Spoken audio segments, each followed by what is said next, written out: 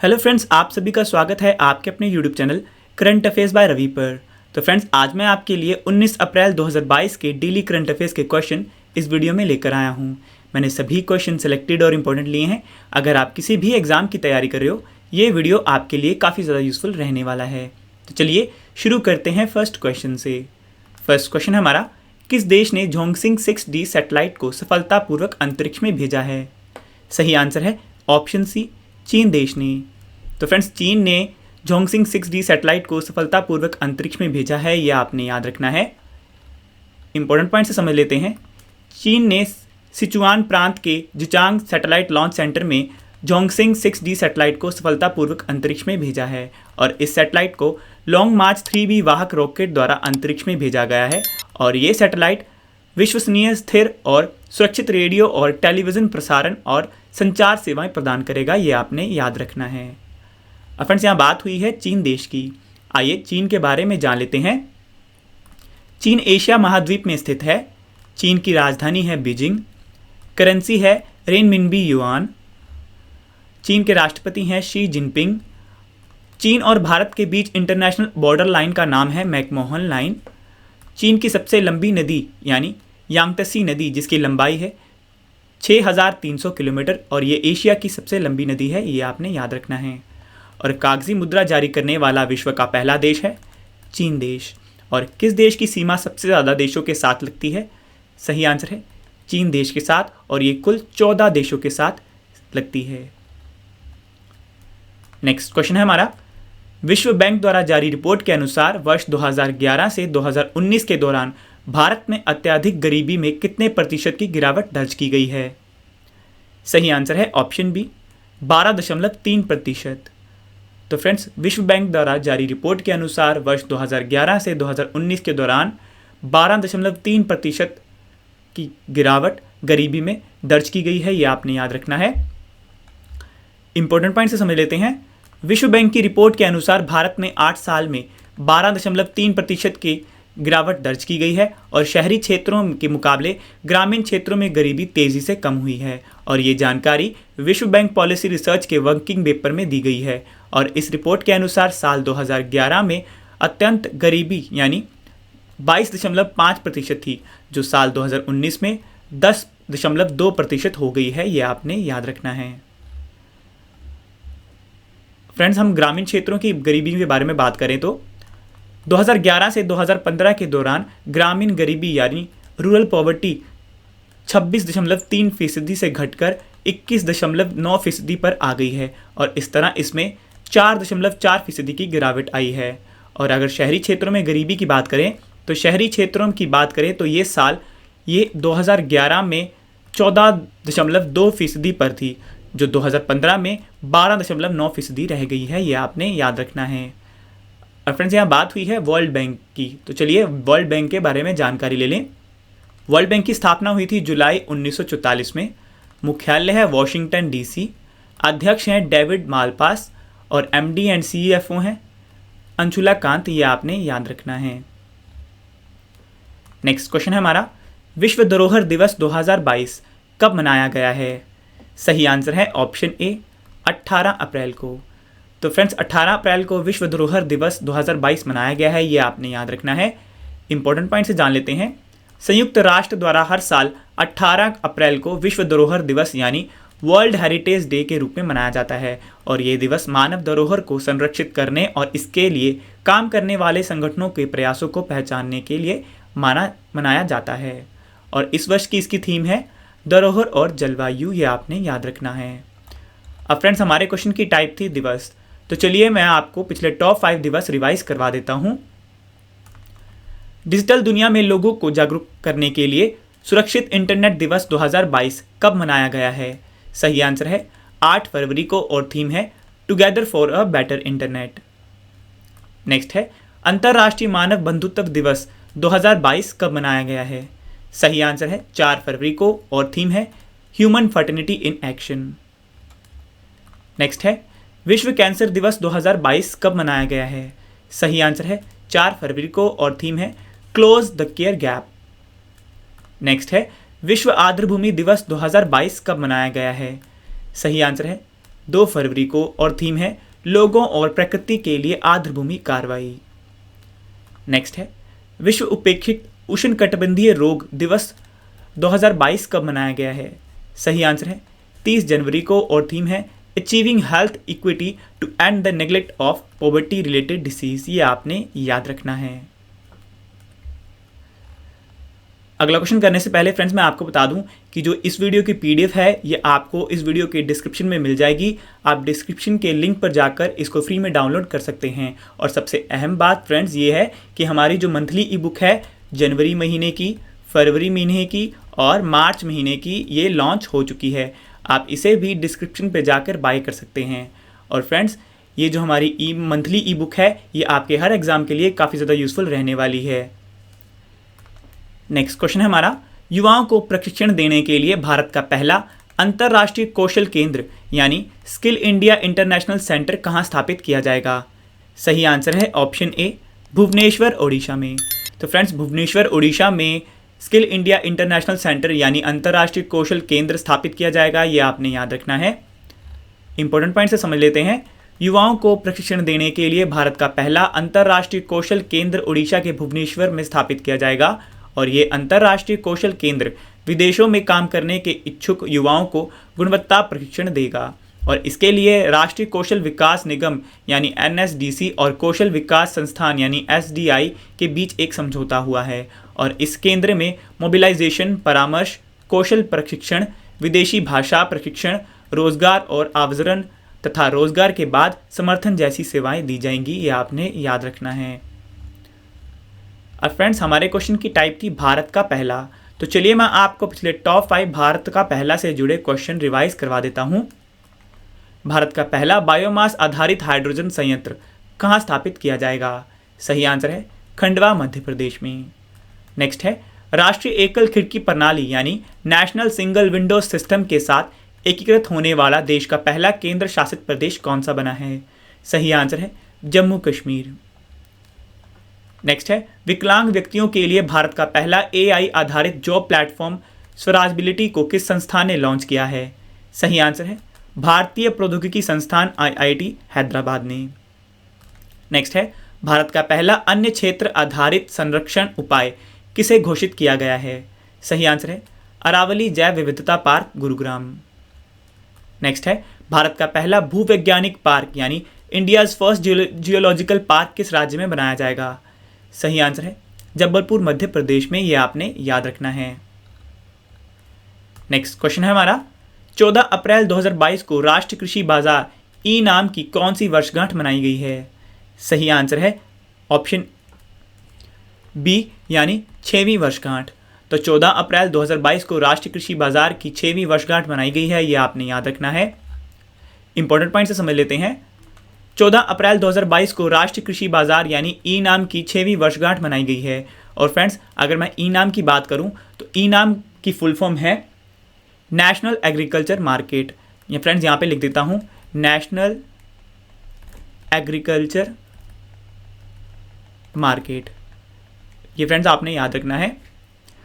राष्ट्रीय कृषि बाजार यानी ई नाम एक Akhil Bharatiya electronic trading portal है जो कृषि उत्पादों के लिए एकीकृत राष्ट्रीय बाजार बनाने हेतु मौजूदा APMC मंडियों को ऑनलाइन नेटवर्क से जोड़ता है। और किसान ई नाम प्लेटफॉर्म पर एक ऑनलाइन प्रतिस्पर्धी और पारदर्शी मूल्य खोज पद्धति के माध्यम से अपनी उपज बेच सकते हैं और जो उनके लिए अधिक विपणन संभावनाओं को प्रोत्साहित करता है। ये आपने याद रखना है। नेक्स्ट क्वेश्चन है हमारा डेनिश ओपन स्विमिंग 2022 में भारतीय खिलाड़ी साजन प्रकाश ने पुरुषों की 200 मीटर बटरफ्लाई स्पर्धा में कौन सा पदक जीता है?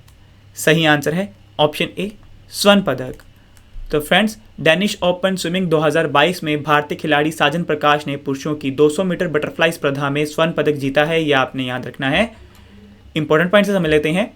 डेनिश ओपन स्विमिंग 2022 में भारतीय खिलाड़ी साजन प्रकाश ने पुरुषों की 200 मीटर बटरफ्लाई स्पर्धा में स्वर्ण पदक जीता है। और साजन प्रकाश ने 1.59.27 सेकंड का समय निकालकर पोडियम में शीर्ष स्थान हासिल किया है। वहीं अभिनेता आर माधवन के बेटे विधांत माधवन ने दानिश ओपन स्विमिंग चैंपियनशिप के पुरुष में 1500 मीटर फ्री स्टाइल स्पर्धा में भारत के लिए सिल्वर मेडल जीता है। और इसका आयोजन स्थल है कोपेनहेगन डेनमार्क, ये आपने याद रखना है। अब फ्रेंड्स हमारे क्वेश्चन की टाइप थी खेल पुरस्कार। तो चलिए मैं आपको पिछले टॉप 5 खेल पुरस्कार विजेताओं के बारे में बता देता हूं। भारतीय महिला टीम ने जूनियर एशियन हैंडबॉल चैंपियनशिप 2022 में कौन सा पदक जीता है? सही आंसर है स्वर्ण पदक। नेक्स्ट है badminton tournament German open super 300 में भारतीय खिलाड़ी लक्ष्य सेन ने कौन सा पदक जीता है? सही आंसर है रजत पदक। नेक्स्ट है ISSF शूटिंग विश्व कप 2022 में भारतीय खिलाड़ी सौरभ चौधरी ने कौन सा पदक जीता है?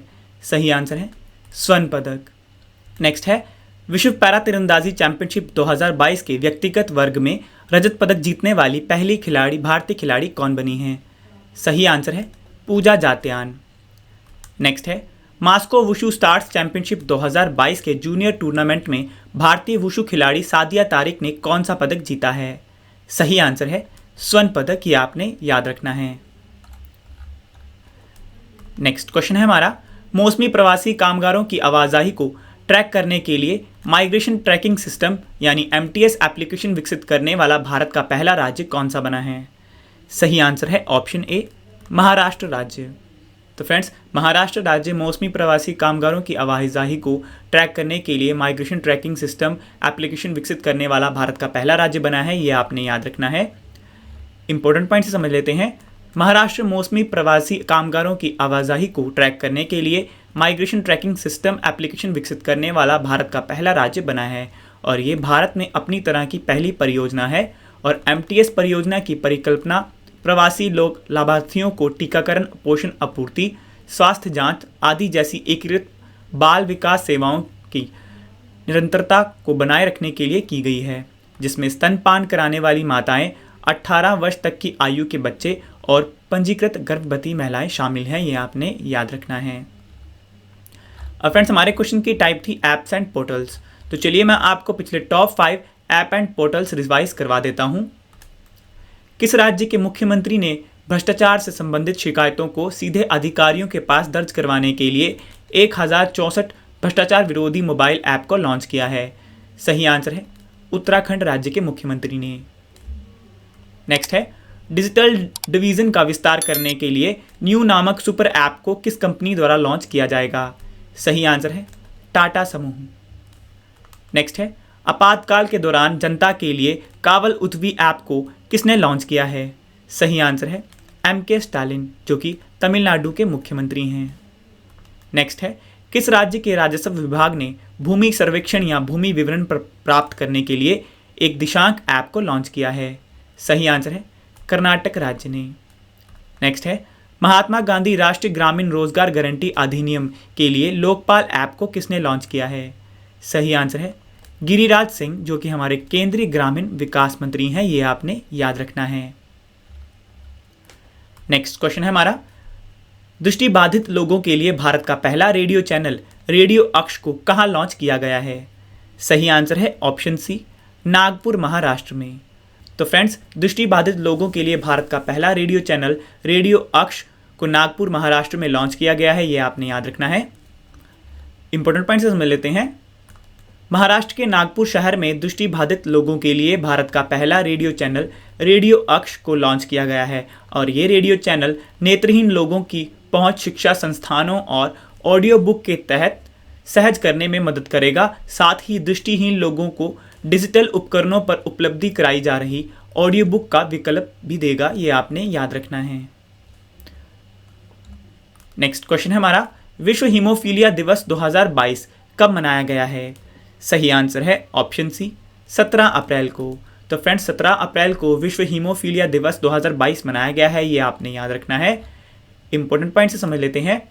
विश्व हीमोफीलिया दिवस हर साल 17 अप्रैल को मनाया जाता है और ये दिन हीमोफीलिया और अन्य रक्तस्राव विकारों के प्रति जागरूकता बढ़ाने के लिए मनाया जाता है, ये आपने याद रखना है।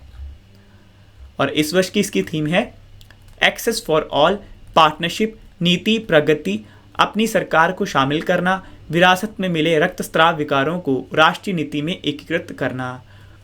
तो फ्रेंड्स अगर हीमोफीलिया की बात करें तो ये एक दुर्लभ विकार है जिसमें मानव रक्त में सामान्य रूप से थक्का नहीं जमता, क्योंकि इसमें पर्याप्त रक्त थक्के प्रोटीन कारकों का अभाव होता है, ये आपने याद रखना है। नेक्स्ट क्वेश्चन हमारा, the boy who wrote constitution नामक पुस्तक के लेखक कौन हैं? सही आंसर है ऑप्शन डी, राजेश तलवार। तो friends, the boy who wrote constitution नामक पुस्तक के लेखक हैं राजेश तलवार, ये आपने याद रखना है।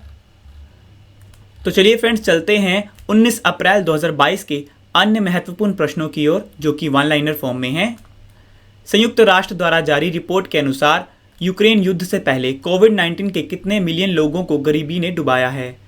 सही आंसर है 77 मिलियन। नेक्स्ट है, पूर्वोत्तर का सबसे ऊंचा यानी 165 फीट लंबा तिरंगा झंडा कहाँ फहराया जाएगा? सही आंसर है इंडियन नेशनल आर्मी मुख्यालय परिसर मणिपुर में।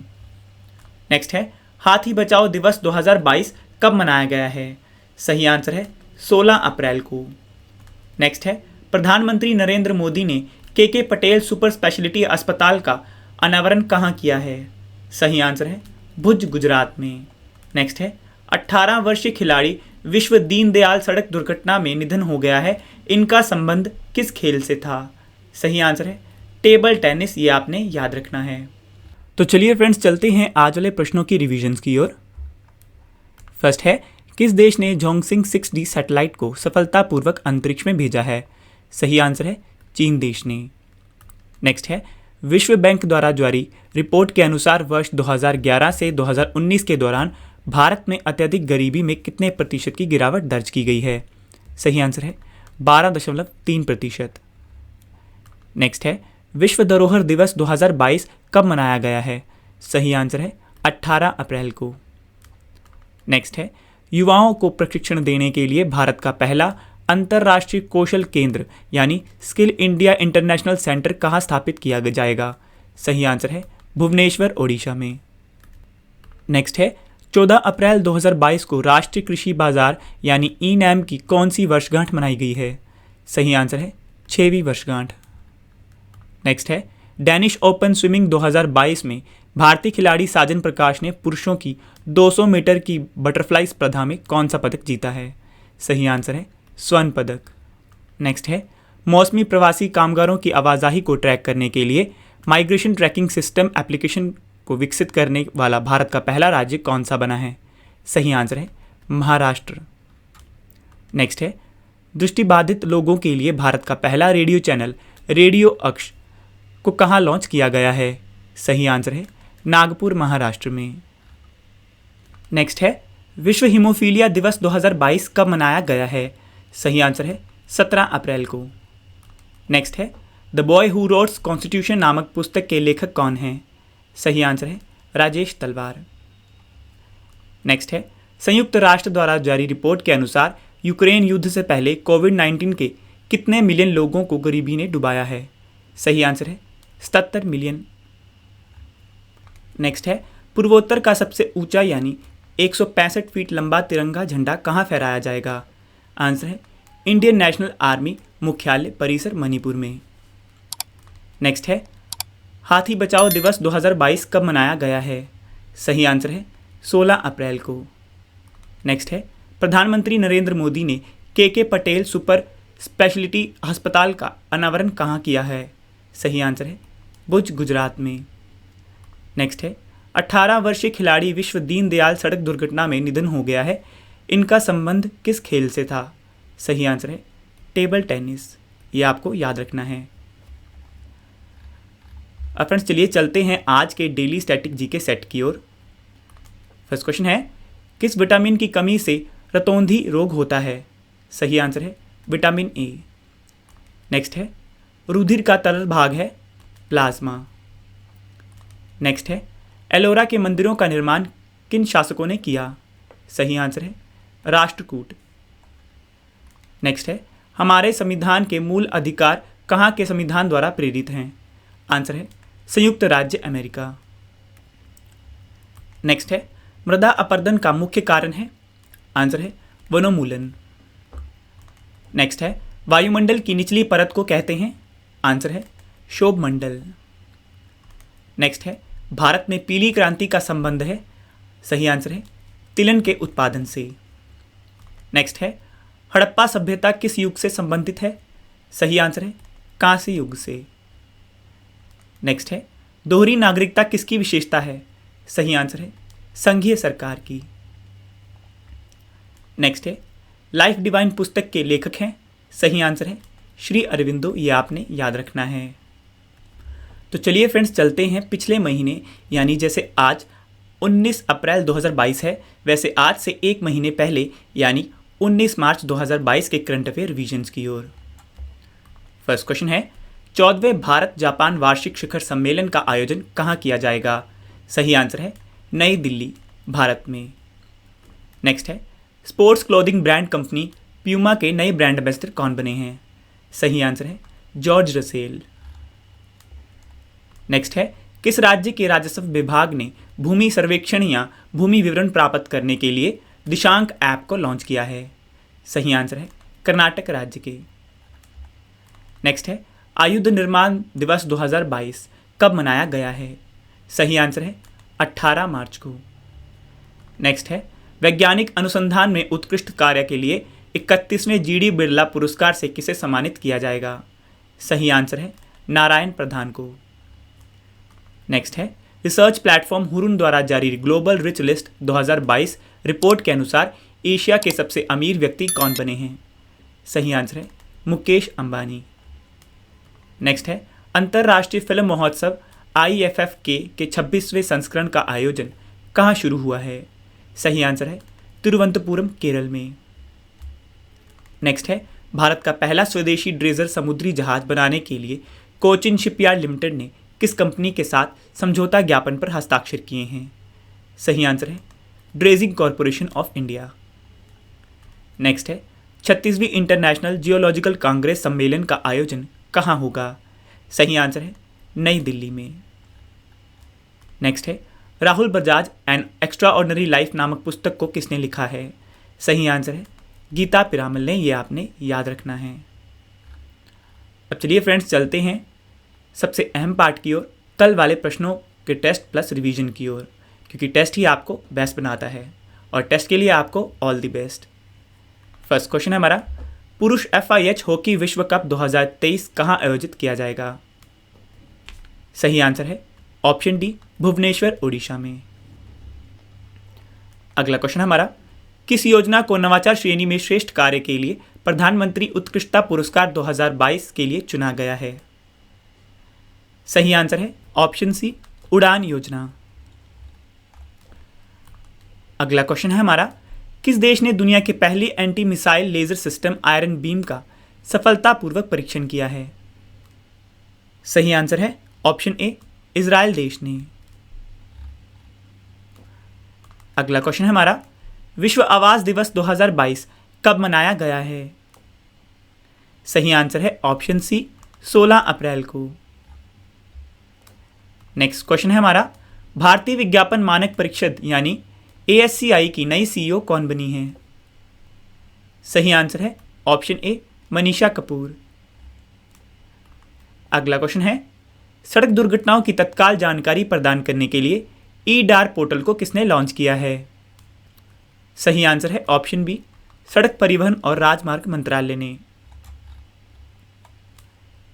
नेक्स्ट क्वेश्चन है हमारा 71वीं सीनियर राष्ट्रीय बास्केटबॉल चैंपियनशिप 2022 का खिताब किसने जीता है? सही आंसर है ऑप्शन ए तमिलनाडु राज्य ने। नेक्स्ट क्वेश्चन है हमारा अंतर मंत्री स्तरीय समन्वय समूह की पहली बैठक की अध्यक्षता किसने की है? सही आंसर है ऑप्शन ए हर्ष श्रृंखला, जो कि हमारे पूर्व विदेश सचिव हैं। नेक्स्ट क्वेश्चन है हमारा नववर्ष उत्सव रोंगाली बोहाग बिहू महोत्सव किस राज्य में मनाया गया है? सही आंसर है ऑप्शन बी असम राज्य में। लास्ट क्वेश्चन हमारा किस मंत्रालय ने स्वनिधि से समृद्धि कार्यक्रम को शुरू किया है? सही आंसर है ऑप्शन बी सूक्ष्म लघु और माध्यम उद्यम मंत्रालय ने। यह आपने याद रखना है। तो फ्रेंड्स आज की इस वीडियो में हमने पढ़ा टॉप 15 डिटेल करंट अफेयर्स के क्वेश्चन, फिर इनकी रिवीजन्स भी की और फिर स्टैटिक जीके सेट भी किया और पिछले करंट अफेयर रिवाइज भी करे और सबसे अहम पार्ट कल वाले प्रश्नों का टेस्ट प्लस रिवीजन भी करवाया। फ्रेंड्स आप हमारे साथ जुड़ सकते हैं टेलीग्राम, फेसबुक और इंस्टाग्राम के माध्यम से। नाम है रवि स्टडी IQ GK और करंट अफेयर बाय रवि के नाम से। तो फ्रेंड्स आज के लिए इतना ही, अब मिलेंगे नेक्स्ट वीडियो में। Thank you and wish you all the best.